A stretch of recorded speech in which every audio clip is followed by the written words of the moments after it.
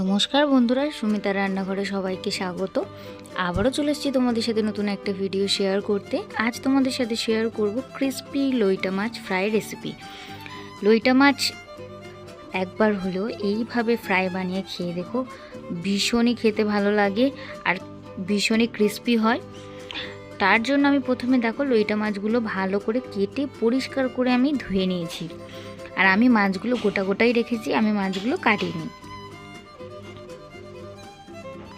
এবার মাছে কিছু গুঁড়ো মশলা মাখিয়ে আমি কিছুক্ষণের জন্য ম্যারিনেট করে রেখে দেব। তার জন্য আমি প্রথমে দিয়ে দিচ্ছি পরিমাণ মতো লবণ, আর দেব হলুদ গুঁড়ো, আর দেব লঙ্কা গুঁড়ো, আর আমি হাফ চামচের মতো দিয়ে দেব আদা রসুনের পেস্ট। এবার সব কিছু বেশ ভালো করে মাখাবো। একটু সময় নিয়ে আমি নিংড়ে মাছের সাথে মশলাগুলো একটু ভালো করে মাখিয়ে নেব। নিয়ে আমি চাপা দিয়ে এটা আধ ঘন্টার জন্য রেখে দেবো। তাহলে মাছের মধ্যে মশলাগুলো বেশ ভালোভাবে যাবে আর লইটা মাছ ফ্রাইটা তখন খেতে খুবই ভালো লাগবে।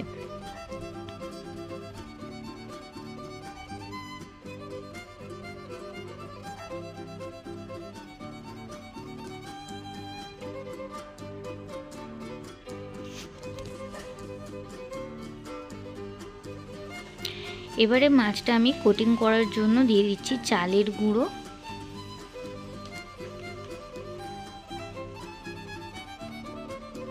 আর দেব সুজি।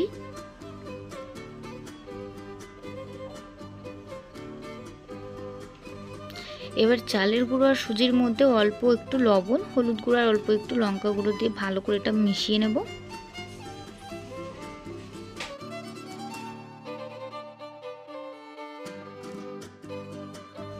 এবার নিংড়ে মাছটা ম্যারিনেট করে রাখার জন্য দেখবে নিংড়ে মাছ থেকে অনেকটা জল বেরিয়েছে। এবার নিংড়ে মাছগুলো ভালো করে জলটা ফেলে দিয়ে ওই চালের গুঁড়ো আর সুজির ওই মিশ্রণের মধ্যে ভালো করে একটু চেপে চেপে কোট করে নেব।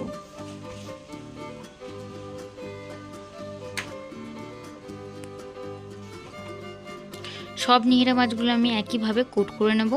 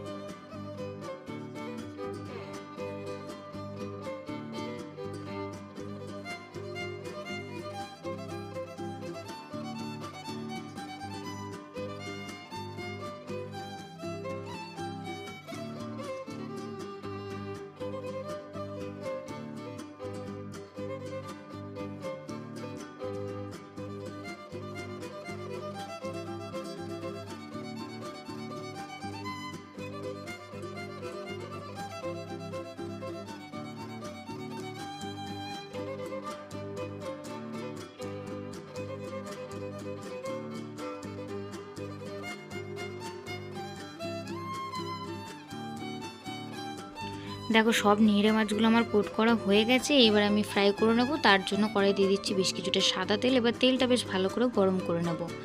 তেল ভালোভাবে গরম হয়ে গেছে। এবার লইটা মাছগুলো ভাজতে দিয়ে দেবো। একদম গ্যাসের ফ্লেমটা একটু লোতে রেখে একটু সময় নিয়ে ভাজবে, তাহলে ভিতরের মাছটা বেশ ভালোভাবে ভাজা হয়ে যাবে।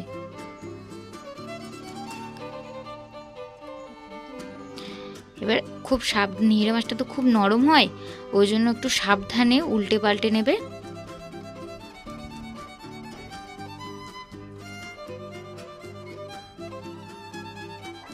একটু সাবধানে উল্টে পাল্টে বেশ লাল লাল করে ভেজে নিংড়ে মাছগুলো তুলে নেবে।